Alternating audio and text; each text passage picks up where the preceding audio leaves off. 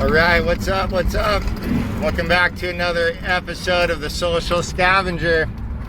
Today I'm on a mission to go pick up a electric hot water heater, new in the box. I didn't even really read the whole ad, probably should have, but the dude was chatting it was worth $400 when it worked perfect. So I'm hauling balls across town trying to pick up this here hot water heater. Hopefully the thing works good. I'm pretty psyched. Stay posted.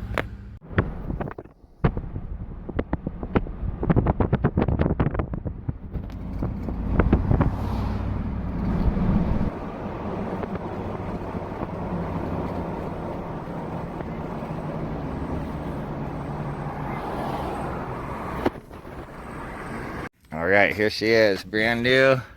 Hasn't even been installed just for 2 weeks, they said. Still has the original packaging on it. Looks extra crispy. Still has the brochure. Da-da-da-da. Fittings are good. In the truck and off to Baja.